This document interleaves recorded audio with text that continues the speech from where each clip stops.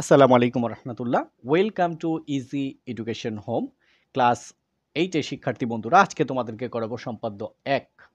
চতুর্ভুজের 4টি বাহুর দৈর্ঘ্য ও একটি কোণ দেওয়া আছে, চতুর্ভুজটি আঁকতে হবে। তো প্রথমে কি বিশেষ নির্বাচন, প্রশ্নকে বলা হয় সাধারণ নির্বাচন, আর তারপরে করব বিশেষ নির্বাচন। এখন সাধারণ নির্বাচন আর বিশেষ নির্বাচনের ভিতরে ছোট্ট একটা পার্থক্য, সেটা কি? দেখো, কোন চতুর্ভুজের 4টি বাহুর দৈর্ঘ্য, এই 4টি বাহুর দৈর্ঘ্যের নাম কি জানি না, এখানে আমরা 4টি নাম দিব। একটি কোণ, সেই কোণের নাম কি জানি না, নামটা আমরা এখানে লিখব, তাহলেই আমাদের বিশেষ নির্বাচন শেষ। চলো লিখি। প্রথমে লিখবা, মনে করি কোন চতুর্ভুজ মানে একটি চতুর্ভুজ, একটি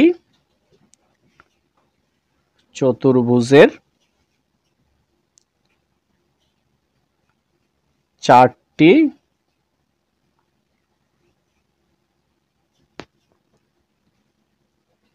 বাহুর দৈর্ঘ্য,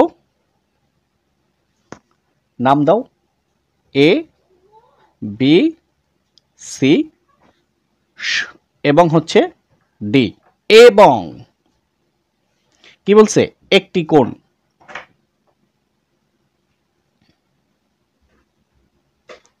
একটি কোণ,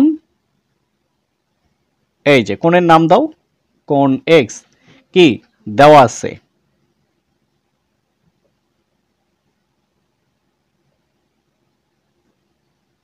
চতুর্ভুজটি আঁকতে হবে, চতুর্ভুজটি আঁকতে হবে। তো এই হলো আমাদের বিশেষ নির্বাচন। এখন আমরা অঙ্কন করব, সাথে সাথে আমি লিখে দিব যে আসলে বিবরণ কিভাবে লিখবে। অঙ্কনের বিবরণ, যা যা অঙ্কন করব সেগুলো এখানে লিখে দিব, কিভাবে সেটা একটু খেয়াল করো। আমি তোমাদের সুবিধার জন্য ভিন্ন ভিন্ন কালি ব্যবহার করব, কারণ পেন্সিল ক্যামেরায় ভালো ধরা পড়ে না। তোমরা অবশ্যই কি করবা? পেন্সিল দিয়ে অঙ্কন করবা, বাধ্যতামূলক। তাহলে 4টি বাহুর দৈর্ঘ্য এ, বি, সি এবং ডি। আঁকো 4টি বাহু। এবার খেয়াল করো, 4টি বাহু এ, বি একটু ছোট নিবা, সি এটার মতোই নিবা, ডি আরেকটু ছোট নিবা। এই তাহলে আমরা নাম দেই এ, বি, সি, এটা হচ্ছে ডি, ঠিক আছে, এটা হচ্ছে সি। এবং কি একটি কোণ তোমরা নিচে নিবা, যেহেতু এ পাশে লিখলে পরে পুরো চিত্র ক্যামেরায় ধরা পড়বে না, একসাথে আর কি স্ক্রিনে দেখা যাবে না, সেই সুবিধার জন্য আমি এখানে নিলাম। এবং কোণটা তোমরা কখনোই 60 ডিগ্রির কম নিবা না, পারলে আরো বেশি নিবা, ঠিক আছে। এই যে এটা হচ্ছে কোণ এক্স। এবার মিলাও লেখার সাথে। একটি চতুর্ভুজের 4টি বাহুর দৈর্ঘ্য এ, বি, সি, ডি, এ, বি, সি, ডি এবং একটি কোণ এক্স, একটি কোণ এক্স দেওয়া আছে, চতুর্ভুজটি আঁকতে হবে। এখন যা অঙ্কন করবা তাই লিখবা। তার আগে একটু বলি, একটু খেয়াল করো। এই যে একটা রেখা দিলাম, ঠিক আছে, এ পাশে অ্যারো সাইন দিলাম, এ পাশে অ্যারো সাইন দিলাম। অ্যারো মানে তীর চিহ্ন, তার মানে এইদিকেও তীর চিহ্ন যেদিকে থাকবে সেই দিকে সে অসীম পর্যন্ত বড় হতে পারবে, মানে অনেক শেষ নাই। এদিকে কতটুকু বড় হবে? অসীম। এইদিকে কতটুকু বড় হবে? অসীম। যদি এরকম হয় তখন তার নাম হচ্ছে রেখা। এবার যদি এরকম হয়, দেখো যে কোনো এক পাশে এই অ্যারো সাইন, এটাকে বলা হয় রশ্মি। এক পাশে বড় হতে পারবে, এ পাশে পারবে না। এবার যদি এরকম থাকে, এ পাশেও কোনো পাশে তীর চিহ্ন বা অ্যারো সাইন নাই, তার নাম হচ্ছে রেখাংশ, অর্থাৎ এটা কোনো দিকে বড় হতে পারবে না। রেখাংশ মানে রেখার একটা অংশ, ঠিক আছে। তো এবার খেয়াল করো, আমরা অঙ্কন শুরু করলাম। খেয়াল করো, সবটা যেন দেখা যায়, স্ক্রিনটা এমন ভাবে নিব। এই যে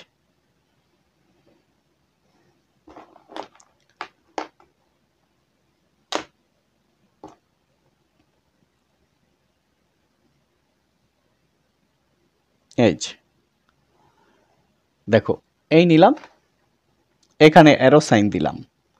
এখন কি হলো? এটা রশ্মি হলো। তোমরা বুঝে গেছো তাই না? এটার নাম তোমরা ইচ্ছে মতো দিবা। আমি দিলাম বি ই।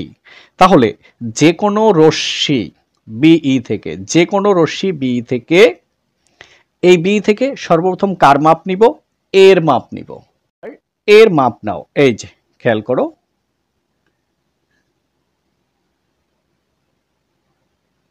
এই যে আমরা এর মাপ নিলাম।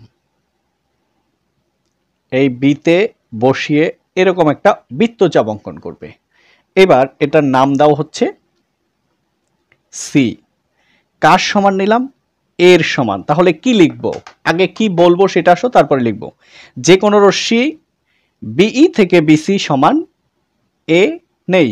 যে কোনো রশ্মি বিই থেকে বিসি সমান এ নেই। যে কথাটা বললাম সেটাই এখন তোমার লিখতে হবে। কি লিখবা? এই যে কোনো, ঠিক আছে, রশ্মি, এটা ওকার দাও, যে কোনো রশ্মি বিই থেকে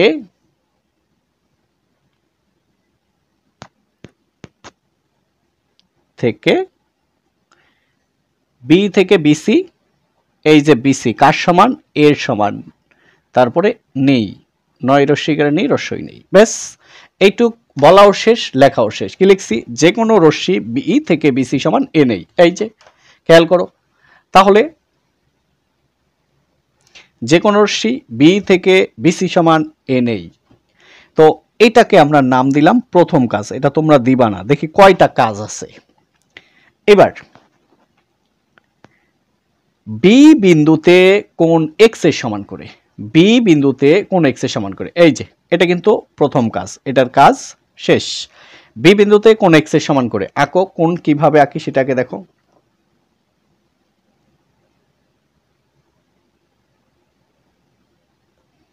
আগে এখানের মাপ নাও। এই যে খেয়াল করো, প্রথমে, হ্যাঁ ক্যামেরায় বেজে পড়েছে, একটু এদিকে ধরি।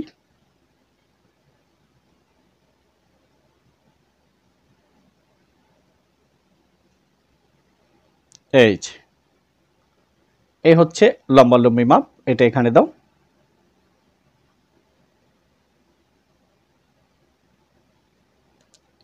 এরপরে কি? আড়াআড়ি মাপ এখানে বসাও, বসিয়ে এটাকে এই মাপটা নাও, এই নিলাম। তো আমাদের এখানে মিলছে।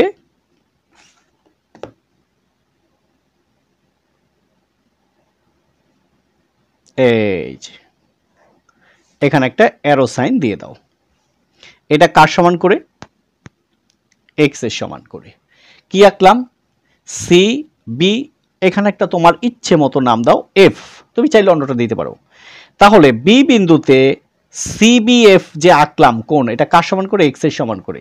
এখন এটা বইয়ের মতোও লিখতে পারো, আমি একটু অন্যভাবে দেখাই। বি বিন্দুতে কোণ এক্স এর সমান করে সিবিএফ আঁকি, এটা তুমি লিখতে পারো। বি বিন্দুতে কোণ এক্স এর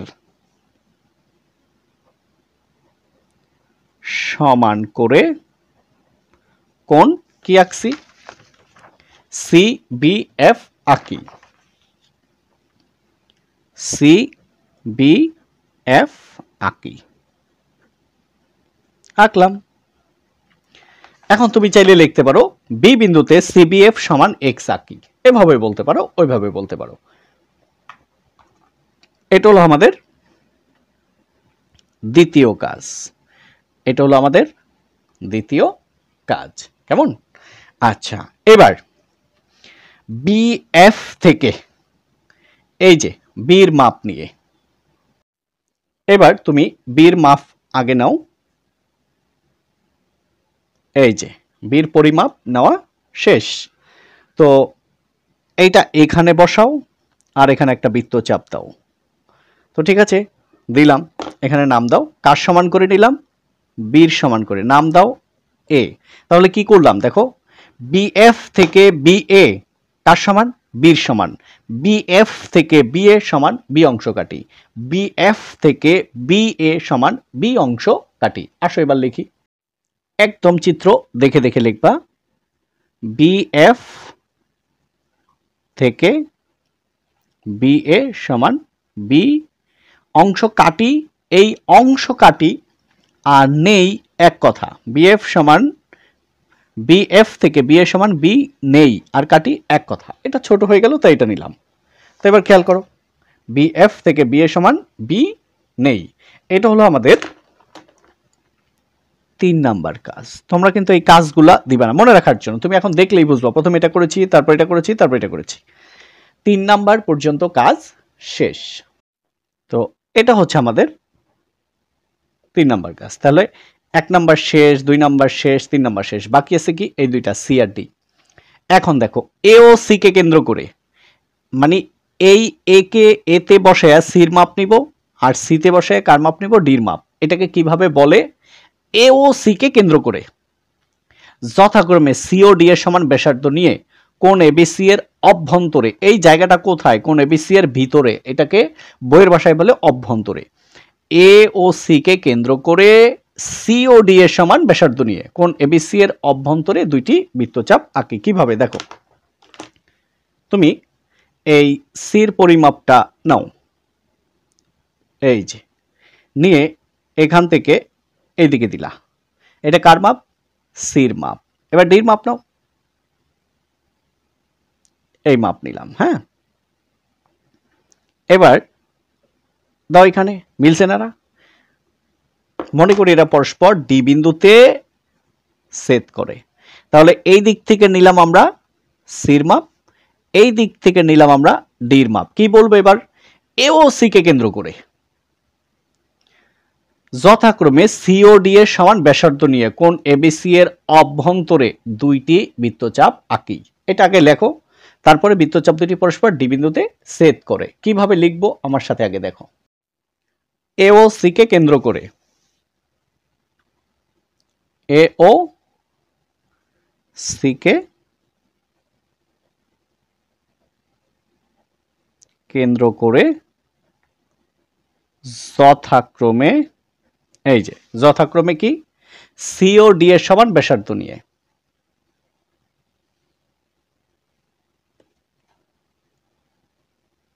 সি ও ডি এর সমান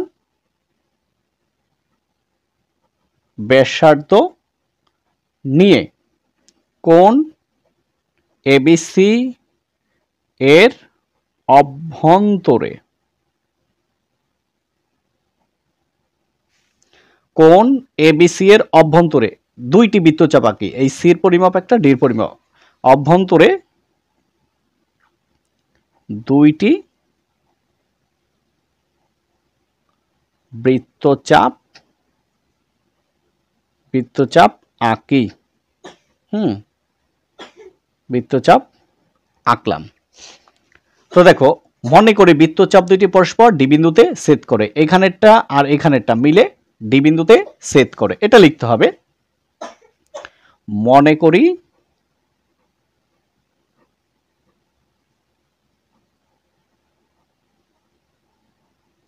বৃত্তচাপ দুইটি পরস্পরকে ডি বিন্দুতে ছেদ করে। তো যা অঙ্কন করেছিলাম তা লেখা শেষ, দেন ফাইনাল। এখন আমরা কি করব, এই যে এ কমা ডি,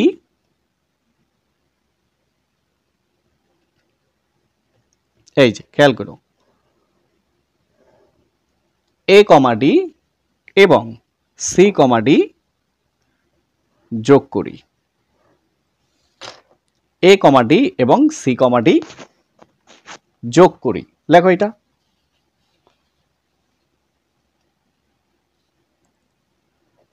এ কমা ডি এবং সি কমা ডি যোগ করি, তাহলে তাহলে এ বি সি ডি নির্ণেয় চতুর্ভুজ, এ বি সি ডি নির্ণেয় বা উদ্দিষ্ট, এই তোমার ওরা যেটা বলে উদ্দিষ্ট চতুর্ভুজ।